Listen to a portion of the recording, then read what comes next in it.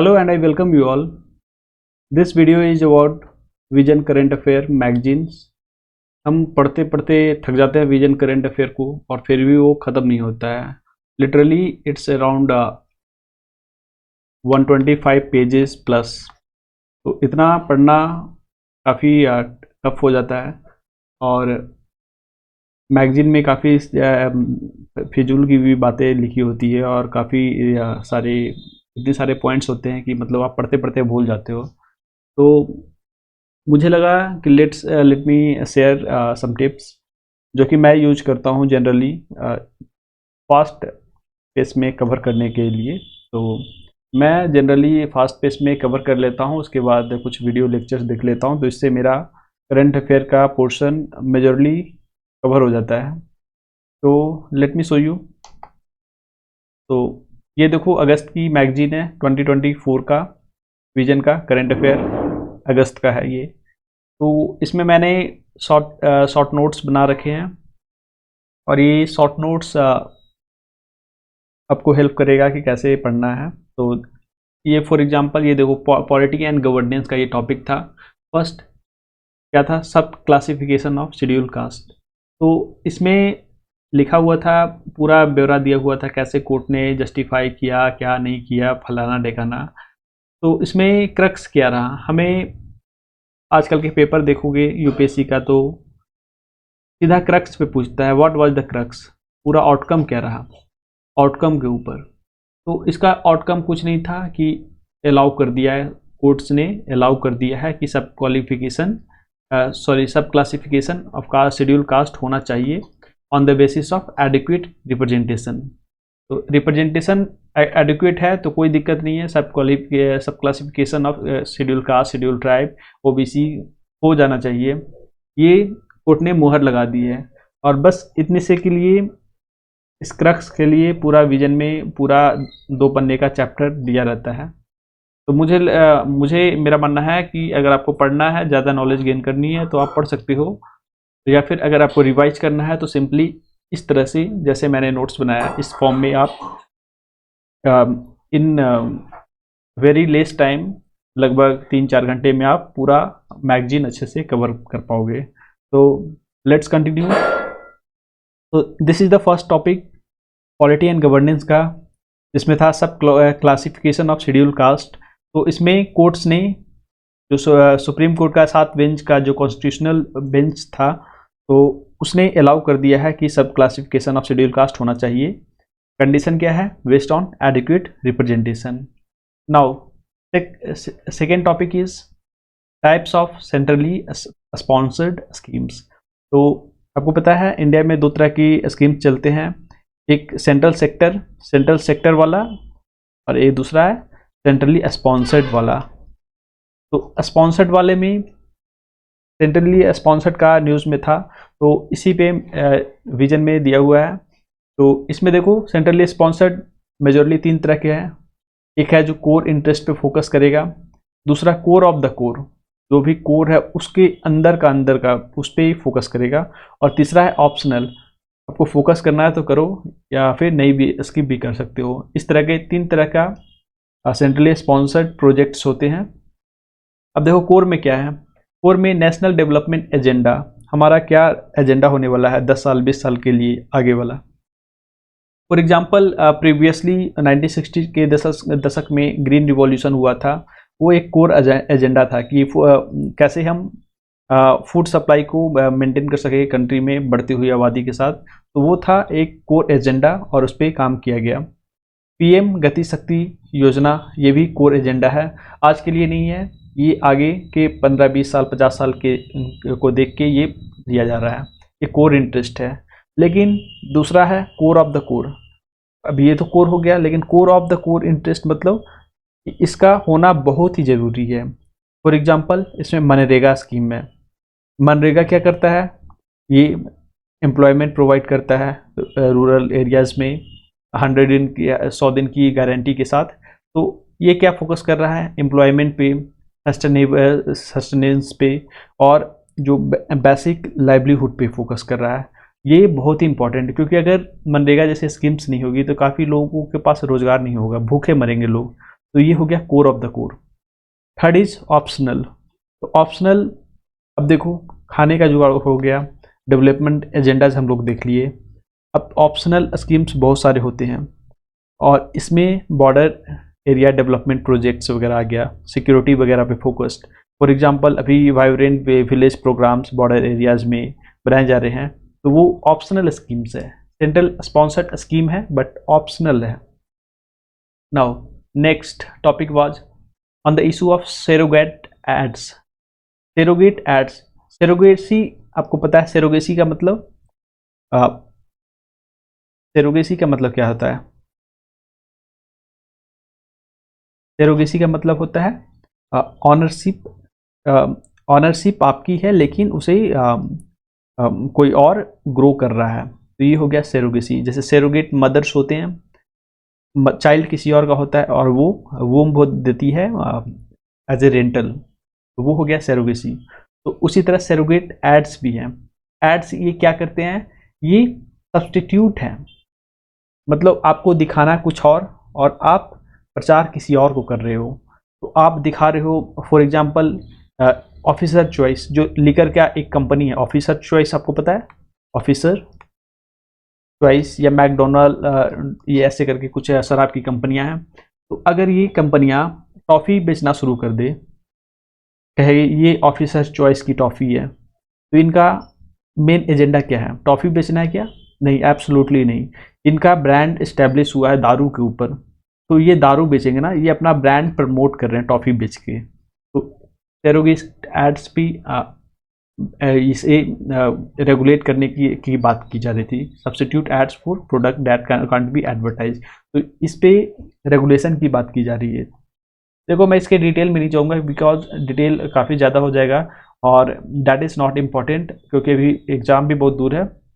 और अगर आप रिवाइज करते रहोगे इसी तरह तो आपका डिटेल इंटरेस्ट इसमें आ जाएगा और होपफुली कवर हो जाएंगे टॉपिक इन लॉन्ग रन।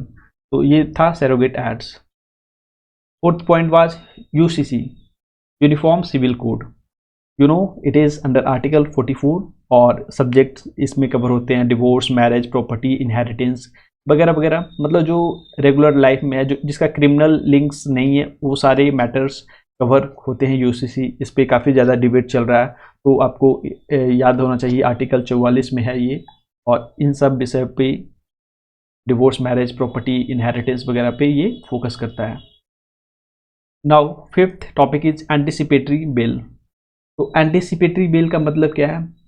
देखो ये दो वर्ड से मिला है, मतलब इसमें एक वर्ड देखो एंटिसिपेशन। एंटिसिपेशन का मतलब होता है पूर्वानुमान।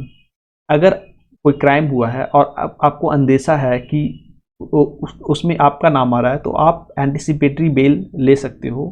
कहाँ से? हाई कोर्ट से और सेशन कोर्ट से। दो कोर्ट्स हैं, ये दोनों आपको एंटिसिपेटरी बेल देंगे। और ये टॉपिक इसलिए था न्यूज़ में बिकॉज जो SC/ST एक्ट है उसमें उस पर डिबेट चल रहा था, क्या SC/ST एक्ट में एंटिसिपेटरी बेल दिया जाना चाहिए या नहीं दिया जाना चाहिए। तो इसमें निकल के क्रक्स आया कि मियर insult of A member of SC/ST is not offence under SC/ST act. SC/ST act का मतलब किसी SC/ST व्यक्ति है उसको आप इंसल्ट कर दे रहे हो, तो वो ऑफेंस नहीं है जब तक कि आप उसको कास्ट बेसिस पे, कास्ट लाइन पे ह्यूमिलिएट नहीं कर रहे हो तब तक। अगर आप नॉर्मली इंसल्ट कर रहे हो कोई बात नहीं है, that is not an offence. But आप कास्ट का नाम लेके उसे ह्यूमिलिएट कर रहे हो, तो वहाँ पे आ जाएगा SC/ST एक्ट और एंटिसिपेटरी बेल वहाँ पे नहीं मिलेगा। और ये देखो ओनली इंटेंशनल इंसल्ट, जो कि सेक्शन 18 ऑफ SC/ST एक्ट उस पर लागू होता है। जब इंटेंशनल इंसल्ट्स है तभी, जब आप सामने वाले को जान रहे हो कि ये उस जाति से बिलोंग कर रहा है and then you go start insulting him, तो वहाँ पे ये SC/ST एक्ट लागू होगा। अब यहाँ पे हाई कोर्ट और सेशन कोर्ट वही to release person on bail apprehending result on accusation of non bailable offence. तो इसका मतलब सिंपल सा है कि कोई भी पर्सन उसको लगता है तो वो high court and session court को अप्रोच कर सकता है, बाकी कोर्ट्स इसे मैटर में एंटिसिपेटरी बेल नहीं दे सकते हैं। Now sixth topic was on delimitation. Delimitation आपको पता है क्या होता है कि ये कोई कोई मान लो ये कॉन्स्टिट्यूएंसी है, इसका पॉपुलेशन भी तो ग्रो करेगा ना, पॉपुलेशन इसका ग्रो कर रहा है, एक इलाके में कर गया एक इलाके में नहीं किया, तो कुछ समय बाद ना यहाँ पे डिमांड उठती है कि इस एरिया को अलग अलग भागों में बांट दिया जाए ताकि जो इक्वेटोरियल डेवलपमेंट हो जाएगा। तो उसी हिसाब पे उसी टॉपिक पे डिलिमिटेशन कमीशन बनाए जाते हैं और टाइमली अभी तो फ्रीज किया हुआ है 2026 तक अभी ये फ्रीज है। और का मेन फोकस होता है fixing number of seats according to population, demography और लिंग्विज्म, मतलब अलग अलग फैक्टर्स को देख के सीट को फिक्स करना इन लेजिस्लेटिव असेंबली या फिर पार्लियामेंट। तो इसे लीड करेगा कोई हाई पावर्ड बॉडी और ये आर्टिकल 82 में मेंशन्ड है। Delimitation of constituency is mentioned in article 82। Now polity का खत्म हो गया, ये मुझे मेजरली अगस्त के जो करंट अफेयर था उसमें लगा। नाउ आईआर में आ जाओ।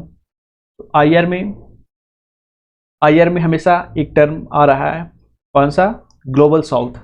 तो ग्लोबल साउथ मुझे लगता है आप में से सभी को लगभग आइडिया होगा ये ग्लोबल साउथ क्या है। तो ये देखो फॉर एग्जांपल मैंने रेफरेंस के लिए ये वाला मैप ले लिया, तो ये मैप आपको दिख रहा होगा। तो इस मैप में देखो आपको ये दिख रहा है येलो वाले जो कंट्रीज हैं इसे ग्लोबल नॉर्थ कहा जाता है। येलो वाले कंट्रीज ऊपर वाले ब्राइट येलो में है और इंक्लूडिंग ऑस्ट्रेलिया। तो ये जरूरी नहीं है कि ग्लोबल साउथ नीचे वाले कंट्री को ही बोला जाएगा, मतलब ऐसा कोई फिक्स नहीं, क्योंकि अगर ऐसा होता तो ऑस्ट्रेलिया को भी काउंट किया जाता है, बट ऑस्ट्रेलिया यहाँ पे काउंट नहीं हो रहा है। ये एक लाइन है जो कि शो करती है technological development, GDP, higher GDP, living condition, और जिनका बेटर है उन्हें बोला जाता है ग्लोबल नॉर्थ, यानी कि हाईली डेवलप्ड सोसाइटीज़। इसमें आ जाएगा नॉर्थ अमेरिका के देश जैसे यूनाइटेड स्टेट्स, कनाडा, यूरोप के पूरा यूरोप, फिर रशिया पूरा, साउथ कोरिया को नहीं दिया गया है बट जापान आ जा रहा है, ऑस्ट्रेलिया, न्यूजीलैंड को ले लिया जा रहा है। तो ये कंट्रीज ऑफ ग्लोबल नॉर्थ हैं। और बाकी जो मैक्सिको और साउथ अमेरिकन के कंट्री, अफ्रीका के और बाकी एशिया के हैं, तो they are part of global South. और इसी पे कॉन्फ्रेंसेस हो रही है और ये सारी कंट्रीज अलग अलग अपने व्यूज़ दे रहे हैं और कन्वेंशंस जारी है। इनफैक्ट इंडिया ने भी एक कन्वेंशन किया था ड्यूरिंग G20 सम्मेलन, तो इसीलिए ये इम्पॉर्टेंट है। और यहाँ पे मेजर एक टर्म आ रहा है जो कि ब्रांडेड लाइन। ये ब्रांडेड लाइन इम्पॉर्टेंट है। अगर आपको कहीं भी ब्रांडेड लाइन दिखे तो आप समझ लेना कि ये ग्लोबल साउथ और ग्लोबल नॉर्थ को अलग करने वाला लाइन है। Now second topic in IR, 10 साल हो गए हैं एक्ट ईस्ट पॉलिसी की। आपको पता है 2014 से पहले, before 2014, it was look east policy. Look east 2014 से पहले ये लुक ईस्ट पॉलिसी था, बट ये अब 2014 के बाद एक्ट ईस्ट पॉलिसी बदल गया है और इसका 10 साल हो गया है। देखो ये लुक ईस्ट पॉलिसी है 1992 में शुरू किया गया था और इसका रेफरेंस था आसियान और इंडिया का जो संबंध है उसे मजबूत करना, और इसीलिए ये न्यूज़ में था क्योंकि इसका 10 साल हो गया, 2014 से 24 ये हो गया ना, तो इसलिए। और इसमें देखो इम्पॉर्टेंट प्रोग्रेस भी हुआ है, जैसे कि मेकोंग गंगा कॉपरेशन हुआ है। और इसमें अगर ये टर्म आ जाएगा मेकोंग गंगा कॉपरेशन, तो इसमें इंडिया और 5 एशियन कंट्रीज हैं।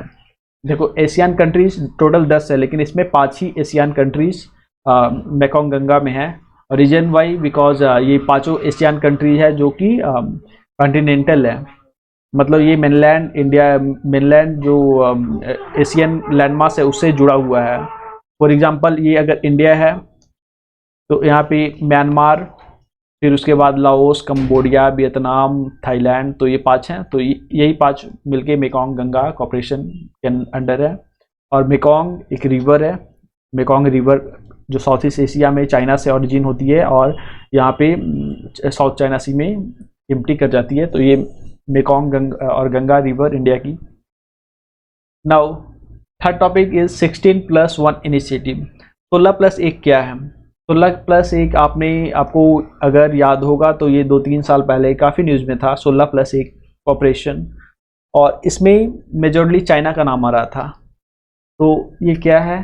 तो एक्चुअल में ये चाइना का एक इनिशिएटिव है, ऑर्गेनाइजेशन ये बनाने वाली थी, जिसमें चाइना और 16 यूरोप के जो देश हैं, छोटे मोटे ईस्टर्न यूरोपियन, जो रसिया साइड और जो सेंट्रल यूरोप के हैं, तो उन देशों का और चाइना का एक जॉइंट कॉपरेशन था, जिसमें चाइना इन देशों को फंड कर रहा था इंफ्रास्ट्रक्चर के लिए।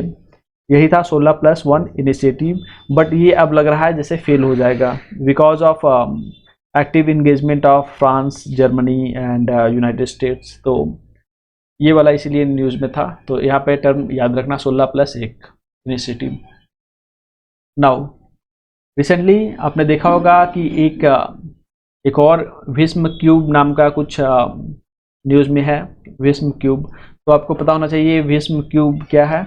तो ये मेडिकल किट्स है जो इंडिया ने यूक्रेन को दिए। जब इंडिया के प्राइम मिनिस्टर हाल ही में यूक्रेन गए तो उन्होंने ये विस्म क्यूब्स को दिया था, यूक्रेनियन जो भी उधर के लोग थे तो उनको दिया था, ताकि इस किट से सोल्जर्स जो जख्मी होते थे उनकी मदद की जा सके।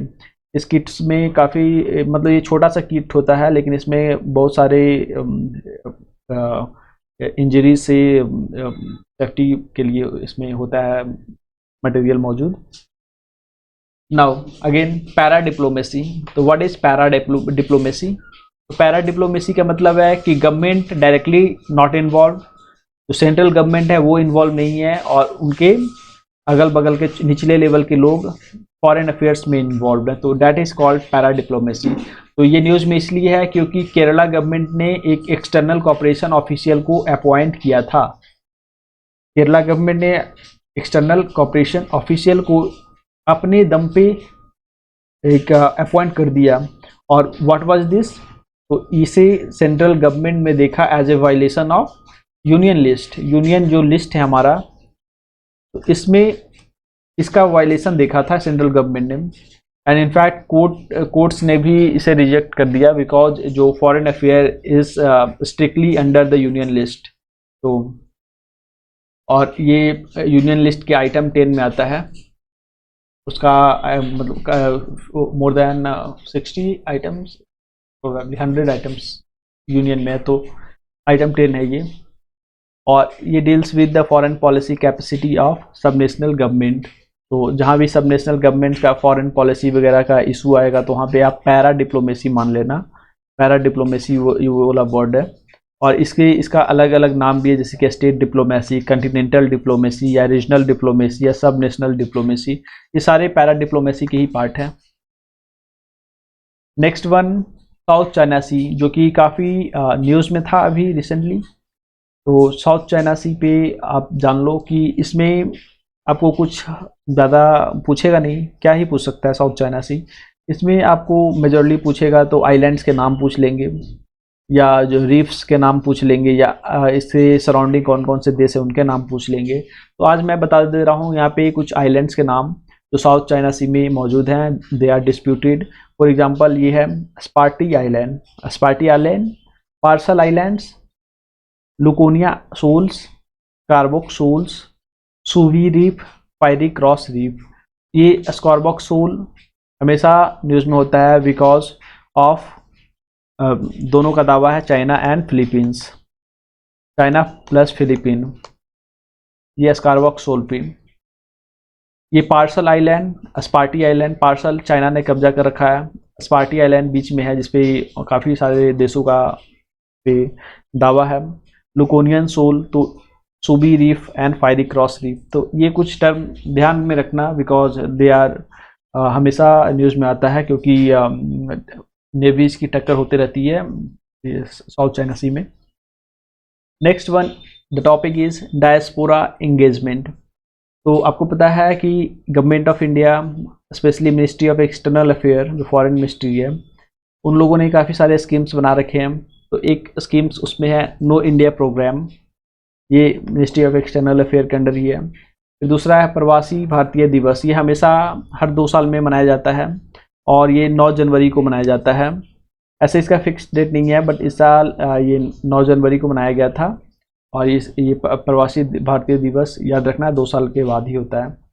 इंडियन कम्युनिटी वेलफेयर फंड वगैरह ये सब किया गया था। Next topic is IPEF। तो IPEF Indo Pacific economic framework, आपको पता है ये Indo Pacific economic framework under quad का जो सम्मेलन हुआ था जापान में, तो वहाँ पे IPEF की नींव रखी गई थी। और इसका नींव किसने रखा था? इसको लीड किया था USA ने। और इसमें 4 पिलर थे और ये 2022 का टोक्यो में लॉन्च किया गया था। 14 देशों ने टोटल इसको ज्वाइन किया है, 14 देश। और इसके 4 पिलर हैं। 4 पिलर कौन कौन से हैं? ट्रेड है, सप्लाई चेन है, clean economy and fair economy. तो ये 4 हैं, trade, supply chain, clean economy and fair economy. अब इंडिया ने देखो, इंडिया ने 3 को ज्वाइन किया है, supply chain, clean economy and fair economy, इन तीनों को ज्वाइन किया है।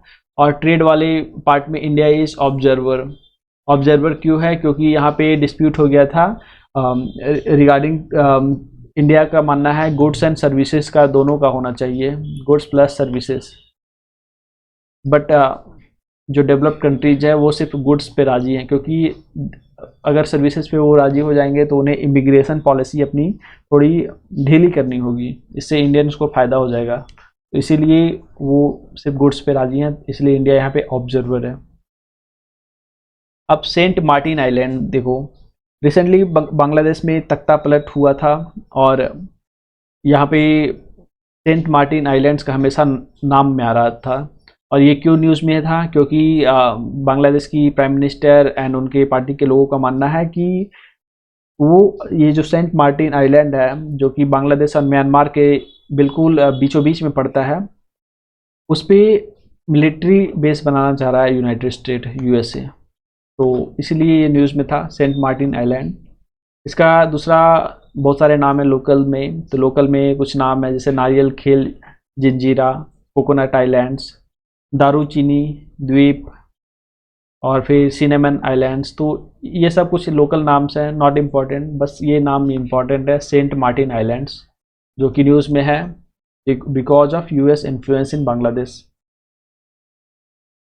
Next one, Kursk region. अगर आपसे पूछे कि कुरुशक रीजन कहाँ है तो आपको लग रहा होगा क्या ही आ गया ये। तो अगर आप न्यूज़ फॉलो कर रहे हैं तो आपको पता होगा कि ये यूक्रेन के नॉर्थ में है।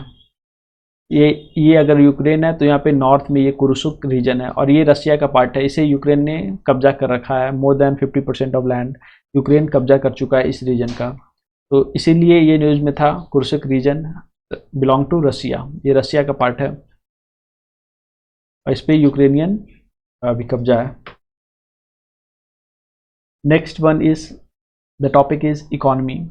अब इकॉनमी में भी मैंने देखा था कुछ मतलब काफ़ी कॉम्प्लिकेटेड टर्म्स थे और मुझे सच में बोर हो रहा था पढ़ के। तो मैंने सोचा चलो थोड़ा सा इसे और शॉर्ट करते हैं। तो ये तो ओवर सिंप्लीफाइड है, तो देख लो क्या क्या मेजरली था अभी इकॉनमी में एक महीने में, अगस्त के महीने में। तो 65% रूरल एरिया पॉपुलेशन है इंडिया में।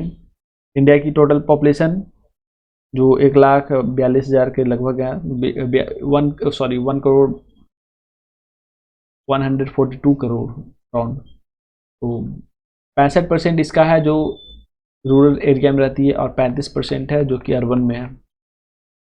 ये अभी का है डिपेंड। और इसमें से जो 65% है rural area population, more than 47% depends on agriculture for livelihood. इनका जो पेशा है और जो डिपेंडेंस है मतलब किसी फॉर्म में एग्रीकल्चर पे ही है। फॉर एग्जांपल डेयरी पे कोई डिपेंडेंट है तो कोई हो जाएगा फूड प्रोसेसिंग पे है। तो इनडायरेक्टली और इनडायरेक्टली 47% लोग अभी भी लाइवलीहुड के लिए एग्रीकल्चर पे डिपेंड करते हैं। Next one is AgriStack. AgriStack क्या है? तो ये एक डिजिटल पब्लिक इंफ्रास्ट्रक्चर है। डिजिटल पब्लिक इंफ्रास्ट्रक्चर मतलब वेबसाइट वगैरह जिसपे एग्रीस्टैक है। तो देखो ये किसानों से रिलेटेड है सबसे पहली बात तो ये एक प्लेटफॉर्म है जहाँ पे किसानों की पहचान को रिकॉर्ड किया जाता है वेबसाइट के माध्यम से। और उसके बाद इसे डिफरेंट डिफरेंट पर्सपेक्टिव के हिसाब से बांटा जाता है। For example crop zone area का इसमें ब्यौरा दिया जाता है, विलेज को मैप किया जाता है, लिंक किया जाता है, फिर अलग अलग फार्मर्स को रजिस्टर किया जाता है कौन क्या उगा रहा है, और कैसे मार्केट तक इन प्रोड्यूस को पहुंचाया जाए, कैसे वेयर हाउस तक, स्टोरेज फैसिलिटी तक पहुंचाया जाए, एंड कैसे इनके पास सब्सिडीज गवर्नमेंट की जो एलोकेटेड सब्सिडीज है वो पहुंचे, कैसे इनके पास पेस्टिसाइड्स एंड फर्टिलाइजर्स पहुंचे। तो उन सब का ब्यौरा ये एग्रीस्टैक है, और वही इन सिंपल भाषा ये एक डिजिटल पब्लिक इंफ्रास्ट्रक्चर है।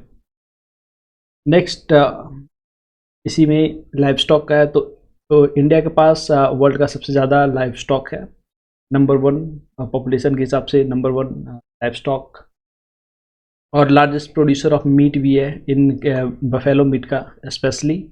तो India is the largest producer of buffalo meat and second largest producer of goat meat. तो जो मटन है उसका भी इंडिया बहुत ही बड़ा प्रोड्यूसर है। नेक्स्ट टॉपिक है जो कि क्लीन प्लांट प्रोग्राम है। तो ये मुझे दिखा, तो क्लीन प्लांट प्रोग्राम अगर आपको कहीं भी एग्जाम्स वगैरह में दिखे तो आप हॉर्टिकल्चर से रिलेटेड है, बस इतना समझ लो। नेक्स्ट टॉपिक इज पीएम मुद्रा योजना। तो पीएम मुद्रा योजना क्या है, तो ये आपको पता होना चाहिए क्योंकि ये 2015 में ही लॉन्च किया गया था, काफ़ी दिन हो गए, and it is flagship scheme of government of India, और ये अफोर्डेबल क्रेडिट प्रोवाइड करता है to micro small and medium enterprises. आज तक around it is 26 crore plus इसने लोगों को यहाँ ऐसे क्रेडिट दिए हैं। तो और it was in the news because 59 minute एक लोन स्कीम है। ये स्कीम गवर्नमेंट प्लस बैंक्स की है, इसमें बहुत सारे बैंक्स इन्वॉल्व हैं, SBI, PNB वगैरह वगैरह।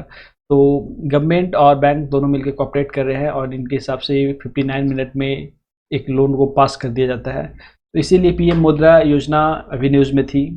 It is related to 59 minute loan scheme. All India initiative for creative economy, तो ये अगला टॉपिक है। इसमें देखो क्रिएटिव इकोनॉमी की बात कर रही है। तो क्रिएटिव इकोनॉमी क्या होता है, तो सबसे पहले क्रिएटिव इकोनॉमी है तो क्रिएटिव इंडस्ट्री भी होगा, क्रिएटिव इंडस्ट्री होगा। और क्रिएटिव इंडस्ट्री किसको बोला जाता है, तो क्रिएटिव इंडस्ट्रीज वैसे इंडस्ट्री जिसमें culture, art, medicine, media, audio visual effects, इन सब ग्राफिक्स वगैरह को हाईलाइट किया जाता है, तो उन इंडस्ट्रीज को बोला जाता है क्रिएटिव इंडस्ट्रीज।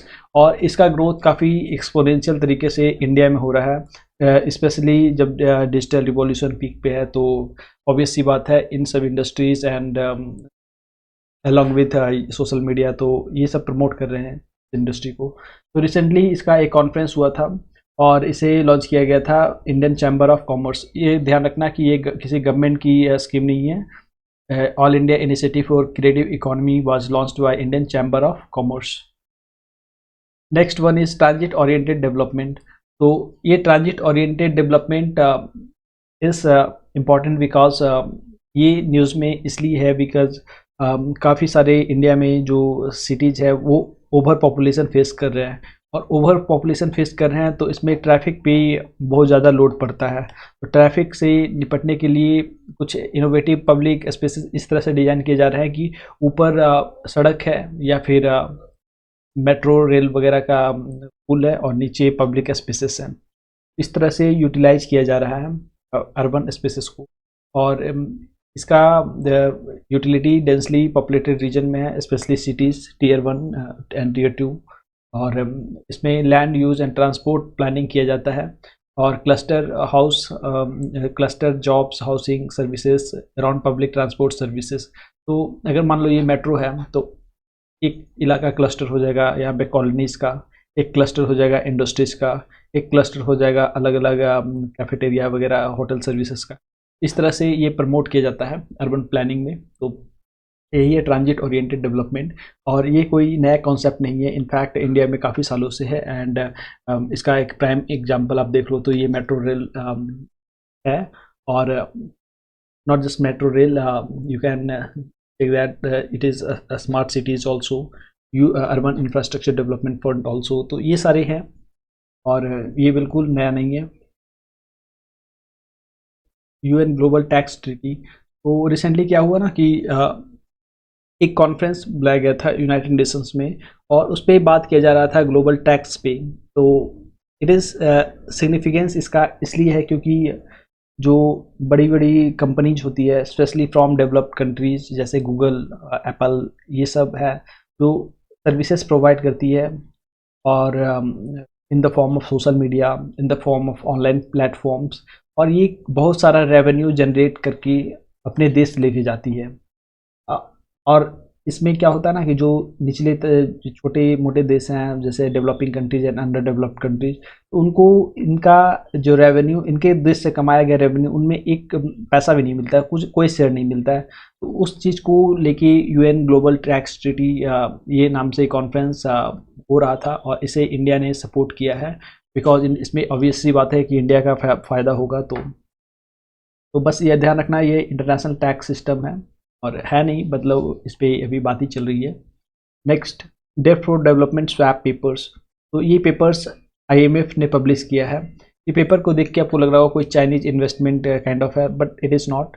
ये डेट फॉर डेवलपमेंट, इसका सिंपल सा मतलब है कि IMF आपको डेप्ट देगी, मतलब पैसा देगी, लेकिन आपको उन पैसे को कहाँ खर्च करना है, तो नेचर से रिलेटेड, क्लाइमेट से रिलेटेड, एजुकेशन, फिर फॉरेस्ट्री, ये सब कामों में आपको खर्च करना है, इसीलिए IMF आपको पैसा देगी। तो ये पेपर है, अभी फाइनलाइज नहीं है, but it is paper, initial stage है, तो इनका नाम ही है debt for development swap papers. तो अगर पूछेगा किसका स्कीम है तो ये IMF का है। Next topic is about WTO। तो रिसेंटली WTO ने कुछ रिपोर्ट पब्लिश की है, उसमें इंडिया का रैंक है एग्रीकल्चरल एक्सपोर्ट में 8वीं रैंक है, 8th रैंक आया था एग्रीकल्चरल एक्सपोर्ट में, और 18वीं रैंक आई है मर्केंटाइल एक्सपोर्ट में, और 7वीं रैंक आई है 7th in services.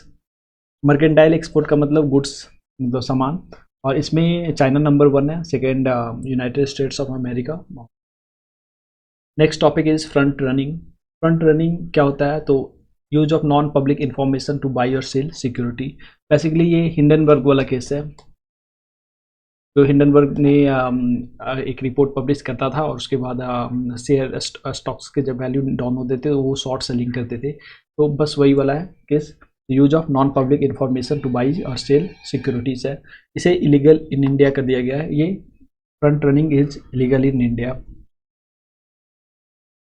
Next one is white category sector. तो वाइट कैटेगरी सेक्टर क्या है, तो वैसे सेक्टर्स जिसमें जो कि ज़्यादा पॉल्यूटिंग नहीं होते हैं और उसे लाइक किसी भी परमिशन की ज़रूरत नहीं है from state pollution control board, और इन सब पॉल्यूशन का नाम है consent to establish and consent to operate. ये बिल्कुल फ्री है, इन्हें कोई लेने की ज़रूरत नहीं है, और ये सब इंडस्ट्रीज़ में आ जाएगा, wind and solar power industries, assembly of air coolers, bicycles, तो ये सारे इंडस्ट्रीज आ जाएंगे। Next topic is about grain ATM। Grain ATM recently news में था बिकॉज 24/7, मतलब 24 घंटे 7 दिन, सातों दिन ये खुला रहेगा ATM, और इसे लॉन्च किया गया था ओडिशा में। ओडिशा में कहाँ, तो ओडिशा की राजधानी भुवनेश्वर में, भुवनेश्वर, और इसका नाम था क्या, अनापूर्ति। अनापूर्ति ये ATM है, grain ATM, and VVI question है। Next question, next topic is about lithium reserve. तो रिसेंटली मांड्या डिस्ट्रिक्ट, कर्नाटका का मांड्या डिस्ट्रिक्ट है, तो वहाँ पे लिथियम का रिजर्व खोजा गया है, और एक रिपोर्ट के हिसाब से इंडिया में टोटल 5.9 मिलियन टन्स का लिथियम का रिजर्व मौजूद है। बट सबसे ज़्यादा किसके पास है, तो सबसे ज़्यादा बोलिविया के पास है, बोलिविया, अर्जेंटीना एंड देन चिलिया। तो BAC बैक, BAC याद रखना, बोलिविया, अर्जेंटीना एंड चिलिया। तो ये तीनों साउथ अमेरिकन कंट्रीज है और इन तीनों को बोला जाता है lithium triangle countries. Next topic is about security. तो सिक्योरिटी में सबसे पहला टॉपिक है अबाउट न्यूक्लियर एनर्जी। तो इंडिया के पास अराउंड सिप्री के रिपोर्ट के हिसाब से 172 न्यूक्लियर वारहेड्स हैं, और ये पाकिस्तान से ज़्यादा है। और इंडिया का देखो तो अगर न्यूक्लियर वेपन की बात आ रही है तो न्यूक्लियर पॉलिसी में इंडिया का क्या क्या मेंशन है, तो नो फर्स्ट यूज पॉलिसी है, मिनिमम क्रेडिबल डेटरेंस की बात करता है इंडिया, और मैड की पॉलिसी, मैड का मतलब म्यूचुअली एश्योर्ड डिस्ट्रक्शन। अगर एक कंट्री इंडिया पे कोई कंट्री अटैक करता है न्यूक्लियर वेपन से तो इंडिया भी उसे डिस्ट्रॉय करने की पूरी कोशिश करेगा, द म्यूचुअली एश्योर्ड डिस्ट्रक्शन, ये है इंडिया का पॉलिसी। और इसे चेंज करने की बात हो रही है आजकल कि ये सब काफ़ी हार्ड लाइनर है जिनका रेलेवेंस नहीं है इन द करेंट जो पॉलिटिकल सिनेरियो, तो इन्हें थोड़ा सा मॉडिफाई करने की ज़रूरत है, ऐसा कुछ अभी बात चल रहा है। Next will see that India कौन कौन से ग्रुप का मेंबर है। तो इंडिया ने 2016 में ज्वाइन किया था MTCR का मतलब मिसाइल टेक्नोलॉजी कंट्रोल रिजिम, तो MTCR को इंडिया ने ज्वाइन कर लिया है। वार्सेनार एग्रीमेंट को भी 2017 में इंडिया ने ज्वाइन किया था, और ऑस्ट्रेलिया ग्रुप को भी ज्वाइन किया है। तो ये टोटल 4 न्यूक्लियर से रिलेटेड क्लब्स हैं, तो इसमें MTCR, वार्सेनार एंड ऑस्ट्रेलिया ग्रुप है। एक सिर्फ बचा हुआ एक लेफ्ट है, इसका नाम है NSG, तो India is not the member of NSG, तो ये ध्यान रखना। अगला टॉपिक है रूमी 1। रूमी 1 क्या है, तो रूमी 1 एक हाइब्रिड रॉकेट टेक्नोलॉजी है, और ये इसने क्यूब सैटेलाइट्स को लेके गया था अंतरिक्ष में, और एक से क्यूब सैटेलाइट का मतलब 1 से 10 किलो का, और पिको सैटेलाइट भी होता है जो कि 100 ग्राम से लेके 1 किलो तक होता है। तो ध्यान रखना कि रूमी 1 क्या है, तो एक इंडिया का रीयूजेबल, दोबारा यूज किया जा सकता है, ये हाइब्रिड रॉकेट सिस्टम है, और 1 से 10 किलो तक ये वजन लेके गया था क्यूब सैट का, सॉरी क्यूब सैटेलाइट से ये कुछ लेके गया था, और क्यूब सैटेलाइट्स का वजन होता है 1 से 10 kilo. Next one is अस्त्रा mark 1। तो आपको पता है अस्त्रा मार्क 1 इज मिसाइल, और कैसा मिसाइल है, एयर टू एयर मिसाइल है। एयर टू एयर मिसाइल है मतलब कि एयर टू एयर कैसे लॉन्च करेगा, तो ये लॉन्च होगा कोई एयरक्राफ्ट से, एयरक्राफ्ट, तो इसे लॉन्च किया गया है recently Su-30 MKI, Sukhoi 30 MKI से लॉन्च किया गया था, और ये beyond visual range BVR missile है, मतलब पायलट की दृष्टि से कहीं आगे तक ये अपने टारगेट को हिट कर सकता है। इसका टारगेट कितना है, 80 से 110 kilometre. Next one is Gaurav long range glide bomb. तो गौरव बॉम्ब का अभी टेस्ट किया गया था, लॉन्ग रेंज ग्लाइड बॉम्ब, और इस बॉम्ब में 1000 किलो का पेलोड्स लगा दिया गया था, और ये ग्लाइड करता है, मतलब धीरे धीरे धीरे धीरे करके जैसे ग्लाइडर्स होते हैं ना वैसे करके जाके अपने टारगेट पे हिट करेगा, और इसे डेवलप किया गया था DRDO ने हैदराबाद की लैब में। तो now coming to the next topic, ये सब कुछ एक्सरसाइजेज है, मिलिट्री एक्सरसाइजेज, जिसका मैं बता देता हूँ। तरंग शक्ति, ये इंडियन एयरफोर्स का है एक्सरसाइज। उद्रा शक्ति, ये है इंडिया और मलेशिया का एयर एक्सरसाइज है। और पर्वत प्रहार, ये लद्दाख में हुआ था रिसेंटली। और मित्र शक्ति इंडिया एंड श्रीलंका करता है। कॉन्क्वेस्ट आपको पता होना चाहिए, ये मंगोलिया का है, और 21st एडिशन अभी हुआ था कंप्लीट। नाउ रिन्यूएबल एनर्जी के सेक्टर में, तो अभी आपको शायद न्यूज़ मिली होगी कि 200 गीगावाट प्लस इंडिया में रिन्यूएबल एनर्जी से प्रोड्यूस हो रहा है। तो इसमें 57% आता है सोलर एनर्जी से, विंड एनर्जी 32% कंट्रीब्यूट करता है, 3% hydro energy and 7% biomass energy, और वेस्ट से एनर्जी भी 1% का जनरेट हो रहा है। तो सबसे ज़्यादा कंट्रीब्यूशन किसका है, सोलर एनर्जी का, मतलब मोर देन 50% प्लस है, इसका ध्यान रखना, more than 50% of renewable energy come from solar.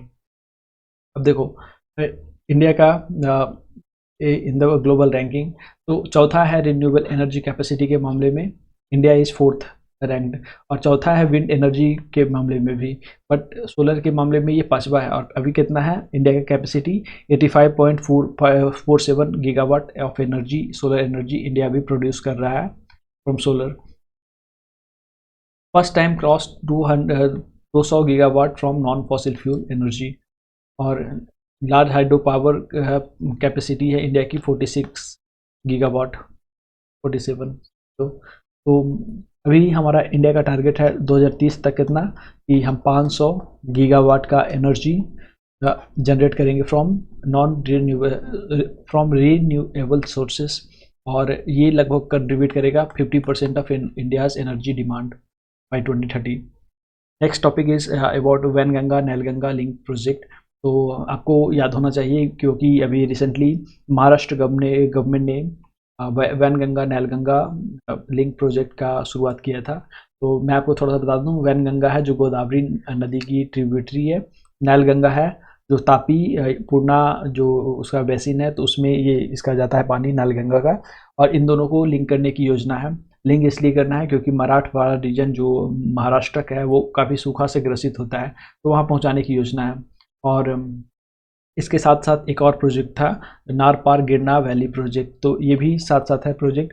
But this project Wainganga and Nalganga project is important because इस पर जो बगल के राज्य हैं जैसे कि आंध्र प्रदेश एंड ये तेलंगाना एंड इवन कर्नाटका, इन्होंने आपत्ति जताई है कि उनका जो पानी का शेयर है वो कम जाएगा।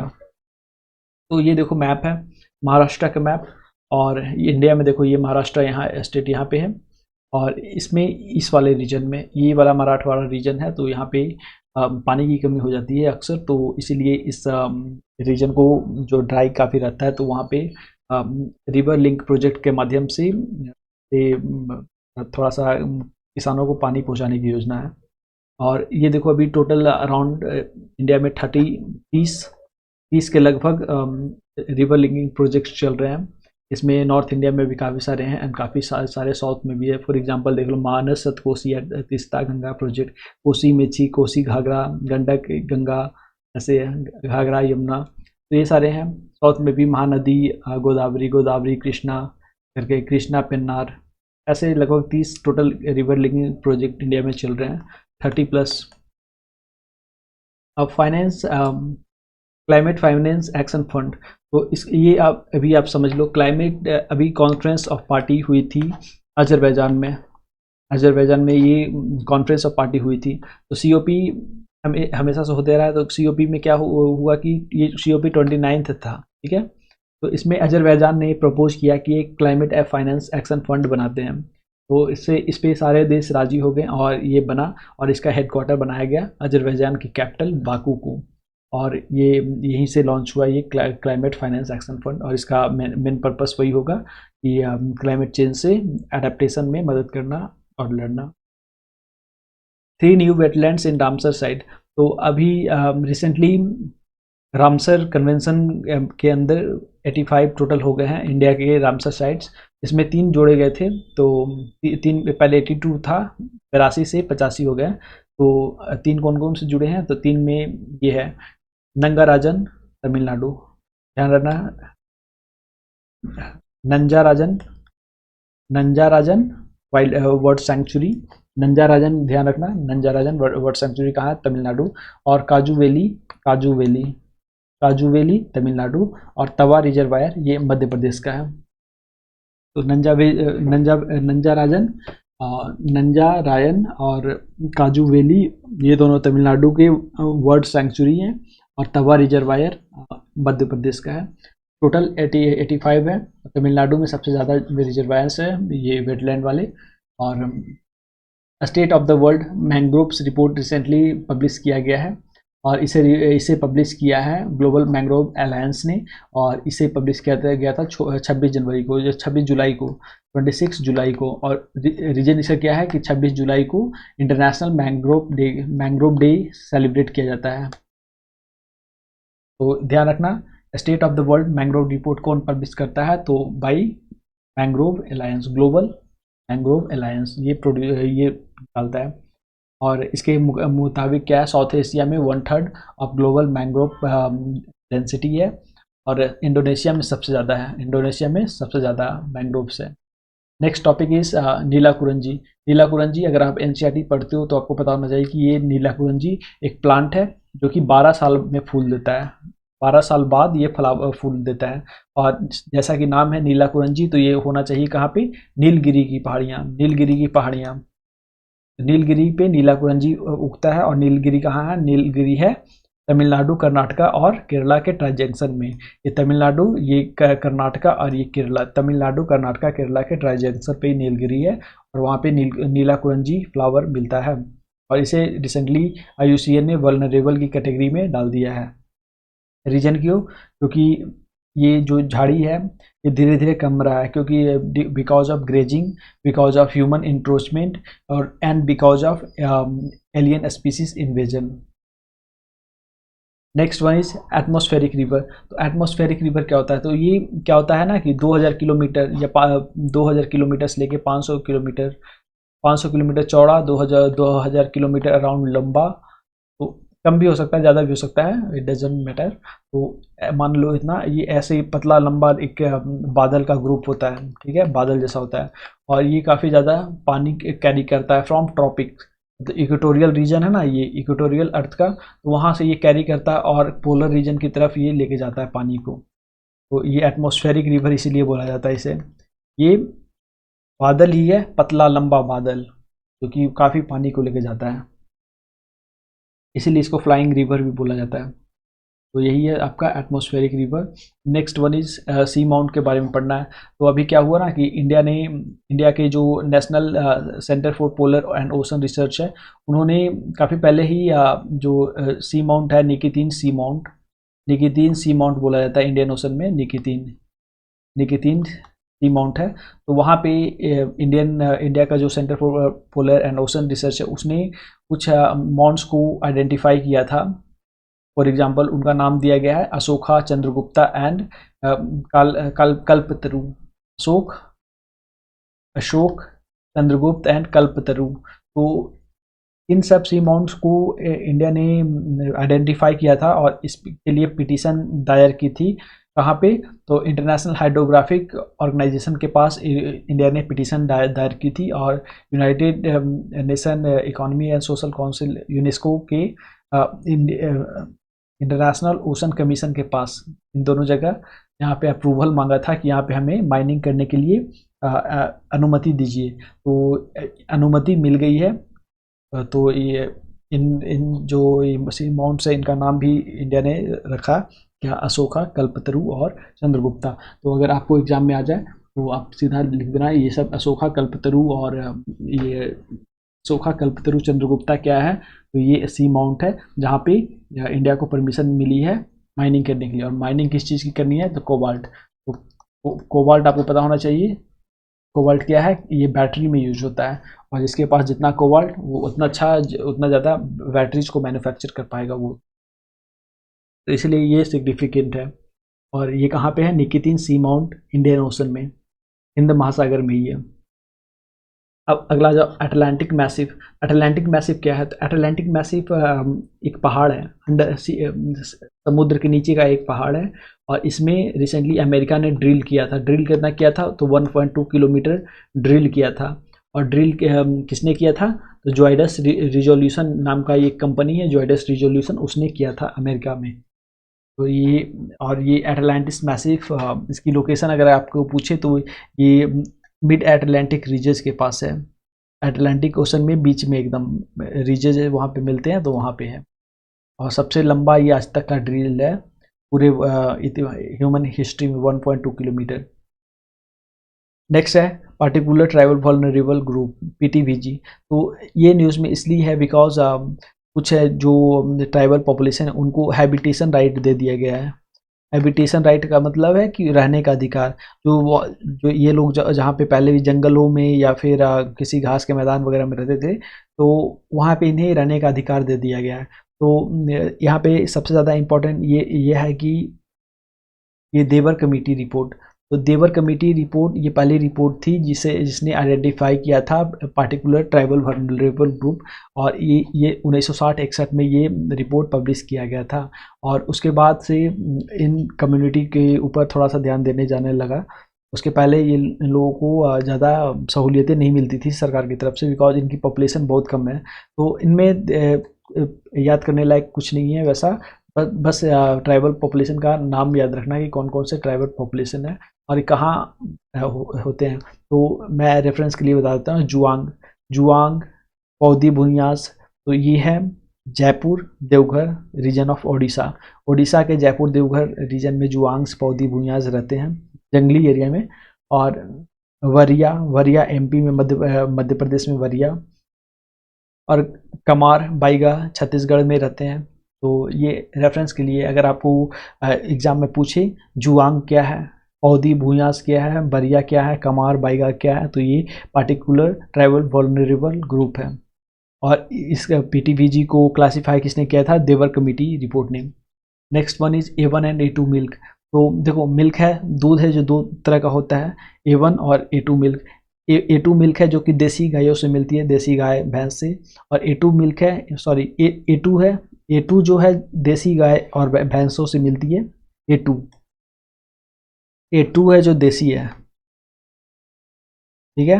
और इसमें प्रोटीन ज़्यादा होता है, प्रोटीन ज़्यादा होता है। और में प्रोलीन नाम का एक कंपाउंड एमिनो एसिड प्रेजेंट होता है, प्रोलीन। और इस प्रोलीन का काम क्या है कि ये मतलब शरीर में तो काफ़ी इंपॉर्टेंट है, but it is non essential amino acid. मतलब कि शरीर खुद ही, ह्यूमन जो शरीर है वो खुद ही प्रोड्यूस करता है प्रोलीन को। नाउ ये तो इम्पॉर्टेंट नहीं था, बस ध्यान रखना A2 देसी गायों में मिलता है। और A1 है जो कि विदेशी, मतलब खासकर नॉर्थ यूरोपियन जानवरों में A1 दूध मिलता है वहाँ पे। और इस A1 दूध में हाई फैट होता है और हाई कैलोरी होती है। बट इसमें इसमें प्रॉब्लम यह है कि A1 जो मिल्क है A1, ये लोगों को पचता नहीं है, बहुत कम लोगों को मतलब जो ग्लूकोज सॉरी लैक्टोज इंटॉलरेंट लोग हैं उन्हें ये नहीं पचता है। रीजन क्योंकि इसमें हिस्टाडीन होता है। हिस्टाडीन क्या है? एलर्जिक का कंपाउंड है, और इसी कारण लैक्टोज इंटॉलरेंट लोगों को A1 मिल्क नहीं पचता है। और देखो सिग्निफिकेंस इसका क्या है इस टॉपिक का, तो A1 एंड A2 मिल्क को रिसेंटली जो FSSAI है, FSSAI फूड कॉर्पोरेशन, फूड से रिलेटेड जो सर्टिफिकेट बांटती है एजेंसी, तो उन्होंने A2 एंड A1 मिल्क का जो क्लासिफिकेशन है उसे ख़त्म कर दिया गया है। और ख़त्म इसलिए किया गया है क्योंकि यह इरेगुलरिटी जा रही थी पहचानने में A1 मिल्क कौन है, A2 मिल्क कौन है। तो इसीलिए FSSAI ने इसे ख़त्म कर दिया है, अपना ऑर्डर वापस ले लिया। Next one is direct energy weapon. Direct energy weapon वैसे यंत्रों को बुलाया जाता है जो कि कंसनट्रेटेड फॉर्म में एनर्जी को सप्लाई करते हैं। फॉर एग्जांपल आ गया लेजर टेक्नोलॉजी। लेजर टेक्नोलॉजी तो लेजर में काली का जो आप नाम सुनते हो, काली का किलो एम्पियर लेजर इंस्ट्रूमेंट, तो वो क्या करता है कि लेजर यहाँ से डाला और ये बड़े बड़े जो ड्रोन्स या एयरक्राफ्ट वगैरह उसे शूट कर देता है बिना किसी बारूद वगैरह के, बिना किसी प्रोजेक्टाइल के। और रिसेंटली इजराइल ने भी इस तरह के वेपन्स को टेस्ट किया था, डायरेक्ट एनर्जी वेपन, और उसने ड्रोन को सच में गिरा दिया था, और वो भी $1 से कम की कीमत पे पर शूट। तो समझ सकते हो। तो ये क्या है? Use concentrated energy from electromagnetic particle, और ये it is based on particle technology. Next one is exome mission. Exome mission NASA का मिशन है, नासा का मिशन है, नासा पर प्लस एक्सोम स्पेस का, एक्सोम स्पेस का ये मिशन है। और एक्सोम स्पेस कहाँ का है? US की ही प्राइवेट कंपनी है। तो इन कंपनीज ने इनवाइट किया है शुभांशु शुक्ला एंड प्रशांत बालकृष्णन नैयर को, जो कि एक्सोम 4 में जाएंगे। और इनका बेसिकली इस मिशन का पर्पस है कि इन्हें एस्ट्रोनॉट्स को प्राइवेट ट्रेनिंग देना, ठीक है। ये प्राइवेट एस्ट्रोनॉट मिशन है, और यहाँ पे सुधांशु शुक्ला एंड प्रशांत बालकृष्णन को नैयर को ट्रेनिंग मिलेगी, जिससे हमें जो हमारा गगनयान मिशन है उसमें काफ़ी हेल्प मिलेगी। और इसमें क्या होगा कि 14 दिन तक के लिए एस्ट्रोनॉट्स हैं जो कि 14 दिन के लिए इंटरनेशनल स्पेस स्टेशन में रहेंगे, और वहाँ पे जो भी उनका फंक्शनिंग है करना वो करेंगे। और इसे लॉन्च करवा रहा है SpaceX, वो लॉन्च पार्टनर है।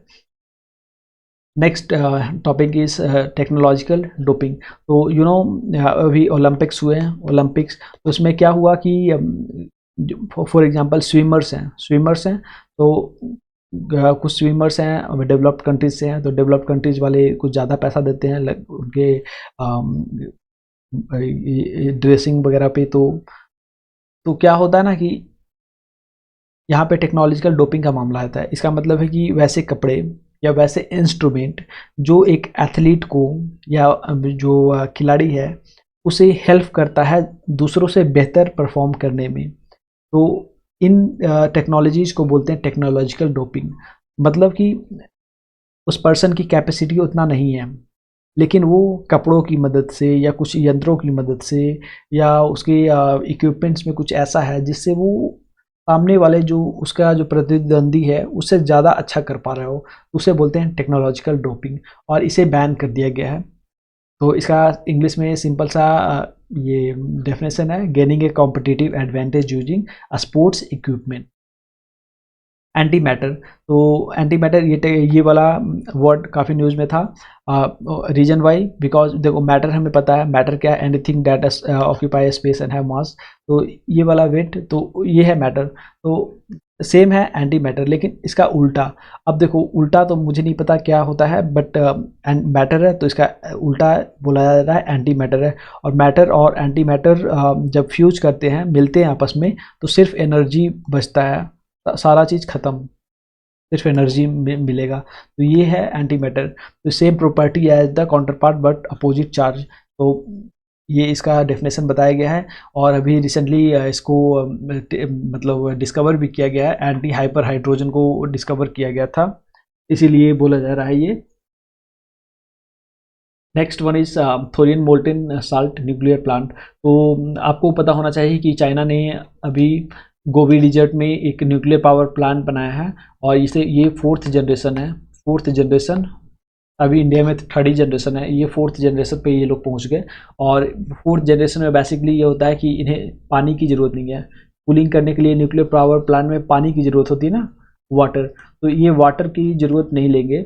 उनके उसके जगह पे ये लिक्विड साल्ट का यूज करेंगे, लिक्विड साल्ट या फिर gases like CO2, H2, helium वगैरह का ये यूज करेंगे, हीलियम का, कार्बन डाइऑक्साइड का या लिक्विड साल्ट वगैरह का यूज करेंगे फॉर कूलेंट। और thorium molten salt nuclear plant का मतलब है ये थोरियम अपार्ट फ्रॉम जो हमारा डायरेक्टली जो यूज करते हैं यूरेनियम, उसके जगह पे ये थोरियम का, प्लूटोनियम का भी यूज कर सकते हैं यहाँ पे। और इसका सेल्फ लाइफ भी काफ़ी ज़्यादा है, मतलब जो नॉर्मली 2-3 साल में रिफ्यूल किया जाता है, वो 7-8 साल 9 साल तक ला ये चलेगा एक बार में करने के बाद। Next topic is monkey pox. तो आपको पता होना चाहिए ये काफ़ी सालों से न्यूज़ में है, ट्रेंडिंग में मंकी पॉक्स, तो जिसमें शरीर पर ब्लिस्टर्स हो जाते हैं, काफ़ी पेनफुल ब्लिस्टर्स पूरे शरीर में। तो इसे WHO ने पब्लिक हेल्थ इमरजेंसी घोषित कर दिया गया है, और ये एक वायरल डिजीज है जो कि ऑर्थोपोक्सो वायरस नाम का जीनस वाला वायरस इसे फैलाता है। Next topic is dengue. तो डेंगू नाम से पता लग रहा है ये डेंगू से रिलेटेड है। तो डेंगू इज ए वैक्सीन, ये वैक्सीन है जो कि भारत में ही बनाया जा रहा है।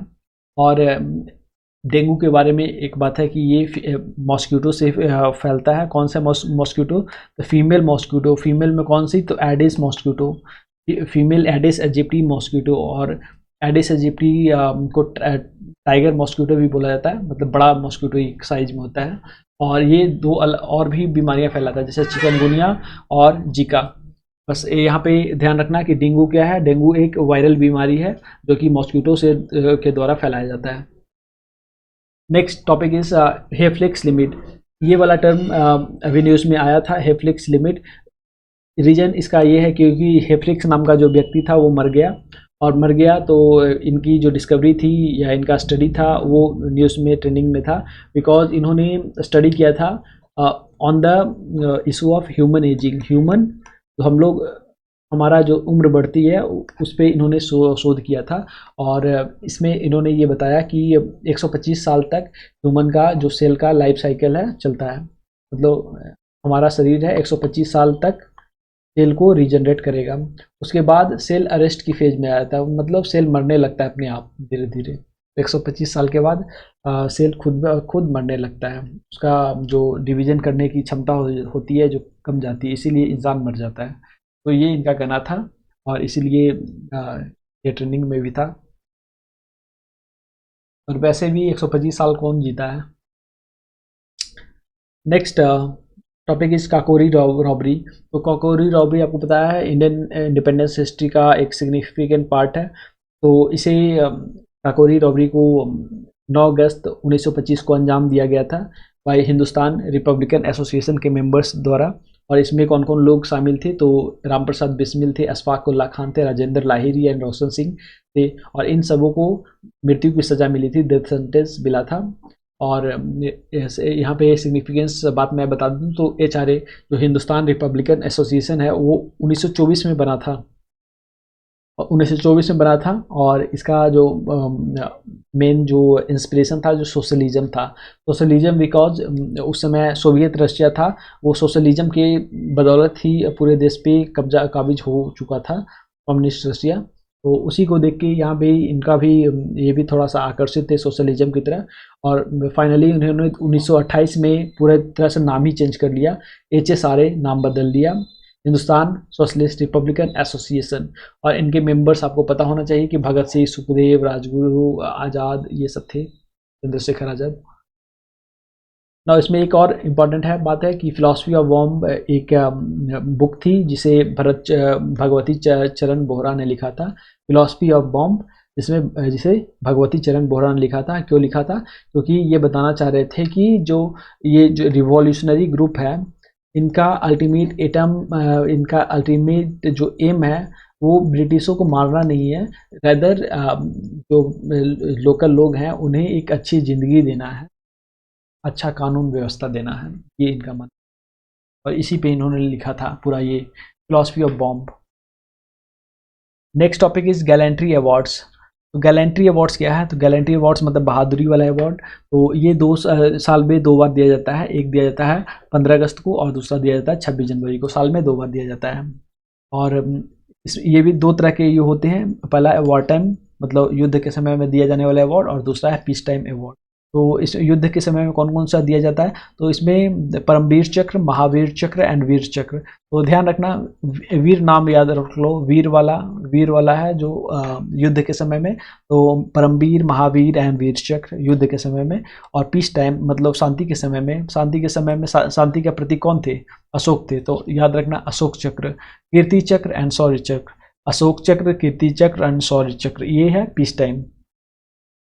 एग्रीश्योर क्या है? तो एग्रीश्योर कुछ नहीं, बस एक रूरल स्टार्टअप, ग्रामीण इलाकों में स्टार्टअप खोलने के लिए ministry of agriculture and farmer welfare ने और रूरल डेवलपमेंट मिनिस्ट्री ने दोनों ने मिलके एक स्टार्टअप को प्रमोट करने के लिए योजना बनाई है, उसी को एग्रीश्योर नाम दिया गया है और ये रूरल स्टार्टअप्स को बूस्ट करेगा। पीएम कुसुम, और वैसे भी ये देखो रूरल स्टार्टअप्स इम्पॉर्टेंट इसलिए है सिग्निफिकेंस बिकॉज डिफेंस के बाद रूरल एरिया पे सबसे ज़्यादा फंड लगाया गया है, तो इसलिए पीएम कुसुम आपको पता होना चाहिए, ये काफ़ी सालों से न्यूज़ में है, ये कोई नया टॉपिक नहीं है, बस it is relevance because solar energy से ये रिलेटेड है, तो बार बार रिन्यूएबल सेक्टर में आ जाता है। तो ये इसमें पीएम कुसुम में फार्मर्स को सोलर पंप दिया जाता है, solar pump, solar batteries pumps, मतलब सोलर फैसिलिटी सारा दिया जाता है ताकि वो मिनिमम यूज ऑफ इलेक्ट्रिसिटी कर सके और खुद सेल्फ सस्टेनेंस हो जाए, और ये जो प्रोडक्शन है वो बढ़े और साथ ही इनपुट कॉस्ट कम जाए। तो ये है सब्सिडाइज सोलर पीएम कुसुम का स्कीम, जिसमें सब्सिडाइज सोलर पंप्स वगैरह दिया जाता है किसानों को। प्लेसेस इन न्यूज़, तो ये तो हमारा हो गया। तो अब देखते हैं जो विजन IAS में प्लेसेस इन न्यूज़ लास्ट में दिया रहता है, एंड ये वाला टॉपिक बहुत इंपॉर्टेंट होता है, बिलीव मी गाइस। इसमें से स्टेट PCS या स्टेट के एग्ज़ाम्स या इवन UPSC में प्लेसेस इन न्यूज़ वाला में से हमेशा पॉसिबिलिटी होती है कि पूछता ही पूछता है। तो ये देखो, तो हमने पहले भी पढ़ा था तवा रिजर्वायर के बारे में, तो ये कहाँ मिला था? MP में, मध्य प्रदेश में, और ये रामसर साइट अभी घोषित किया गया है। और साथ ही साथ मध्य प्रदेश में एक और न्यूज़ थी, वो थी related Omkareshwar floating solar project से, और ये था खंडावा में ओमकारेश्वर फ्लोटिंग सोलर प्रोजेक्ट, ये खंडावा में था। और खंडावा कहाँ है? ये MP में, मध्य प्रदेश में है। तो MP का ये न्यूज़ था और ये ध्यान रखना है क्योंकि ये ओमकारेश्वर वाला ऑपरेशनल हो गया है। नेक्स्ट वन गुजरात का न्यूज़ है। तो गुजरात में आपको पता होना चाहिए कि लोथल जो इंडस वैली का वेरी इंपॉर्टेंट साइट था जहाँ पे डॉकयार्ड मिला था। तो डॉकयार्ड मिला था मतलब यहाँ से समुद्री यात्राएं वगैरह होती थी, और ट्रेड वगैरह होता था। तो इसी को सिग्निफिकेंस रखते हुए गुजरात में नेशनल मैरीटाइम हेरिटेज कॉम्प्लेक्स बना दिया गया है लोथल में। तो नेशनल मैरीटाइम हेरिटेज कॉम्प्लेक्स कहाँ बना है? तो लोथल में। और ये हेरिटेज है तो समझ लो कि सिंधु घाटी सभ्यता से जुड़ा हुआ है, और ये सीधा लोथल। और दूसरा न्यूज़ है काकरापर न्यूक्लियर प्लांट से। तो काकरापर आपको ऐसे भी पता होना चाहिए कि ये काकरापर कहाँ है? गुजरात का।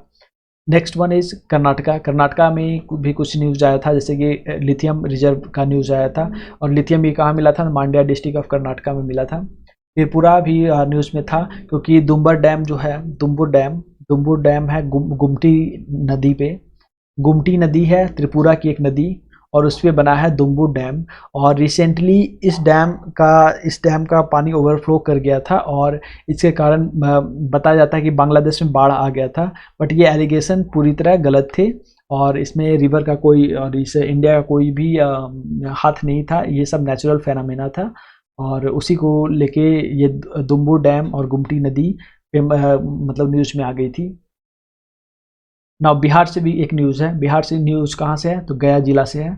बिहार के गया जिला से न्यूज़ है। और ये ब्रह्मयोनी जो पहाड़ है गया में, ब्रह्मयोनी पहाड़, तो उसी का उसके पहाड़ के, देखो ये पहाड़ है तो इस पे एक जंगल होता है, मतलब ऐसे जंगल है। तो इस जंगल में गुरमर नाम का एक जड़ी बूटी मिला है। गुरमर नाम का जड़ी बूटी मतलब काफ़ी समय से ही पॉपुलर है। तो गुरमर जड़ी बूटी ये है, उसमें एंटी डायबिटिक मेडिसिनल प्रॉपर्टीज पाई गई है। बिहार का अगर पूछेगा गुरमर जड़ी बूटी कहाँ से है, तो ये मिला है ब्रह्मयोनी पहाड़ से, और ये गया जिला का है। और ये इसका काम क्या है? एंटी डायबिटिक है, मेडिसिनल प्रॉपर्टी। नेक्स्ट प्लेस कौन सा है? तो तमिलनाडु। तमिलनाडु में आपको पता है कि हमने पहले ही दोनों पढ़ लिया था कि नंजाराजन वाइल्ड लाइफ, नंजाराजन बर्ड सेंचुरी, और काजू वैली बर्ड सेंचुरी। नंजा और काजू, नंजा काजू, ये नंजाराजन और काजू, रायन एंड काजू वैली, ये दोनों वर्ड सेंचुरी तमिलनाडु में अभी रामसर साइट डिक्लेयर कर दिए गए हैं, और तमिलनाडु में सबसे ज़्यादा रामसर साइट्स हैं। और एक और इंफॉर्मेशन मिली है तमिलनाडु से, जैसे कि जो कि किलाडी नाम का जो विलेज है तमिलनाडु में, जहाँ पे एक्सकेवेशन काफ़ी सालों से हो रहा है, और यहाँ पे अर्बन सेटलमेंट मिले हैं। और ब्रॉन्ज एज के सारे सेटलमेंट्स है, जैसे कि इंडस वैली में था ना, उसी को रिजेंबल करता है यहाँ का सेटलमेंट किलाडी तमिलनाडु का। और ये है लोकेटेड शिवगंगा डिस्ट्रिक्ट में। और यहाँ पे अभी मिला है क्या? टेराकोटा पाइपलाइंस, मतलब नालियों को जब पाइप्स है ना, तो वो टेराकोटा का बना हुआ, मतलब मिट्टी का बर्तनों का बना हुआ, मिट्टी का जो होता है, उस तरह का पाइपलाइन मिला है यहाँ पे किलाडी में। नाउ अगेन एक और अभी बहुत ही इंपॉर्टेंट सिग्निफिकेंट न्यूज़ है, क्योंकि एक ओल्डेस्ट कैलेंडर मिला है। कैलेंडर जो डेट तारीख महीना साल उसको रिकॉर्ड करने के लिए होता है, उस तरह का एक कैलेंडर, बहुत ही सब पुराना कैलेंडर मिला है, जो कि 13,000 साल पुराना है। और यह कहाँ मिला है? तो तुर्की में मिला है। टर्की है ना, टर्की में ये मिला है। और तुर्की में कौन सी जगह पे? तो गोबकेली तेपे, तेपे, ये इस जगह पे दुनिया का सबसे पुराना कैलेंडर मिला है, जो कि 13,000 साल पुराना है, तुर्की में। अब देखो बांग्लादेश न्यूज़ में था, सेंट मार्टिन आइलैंड्स हमने पहले ही डिस्कस किया।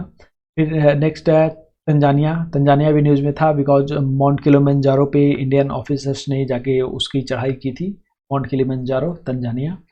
और नेक्स्ट वन इज़ सिवलिक वोल्केनो। तो सिवलेचू वोल्केनो है, ये कामचातका पेनिसुला रशिया में है। कामचातका पेनिसुला आपको पता होना चाहिए कि ये जापान के ऊपर है, और ये पैसिफिक ओशन में है। कामचातका ये है, और ये जापान है। तो यहीं पे सिवलेचू वोल्केनो इरप्ट हुआ है रिसेंटली, और ये रशिया का पार्ट है।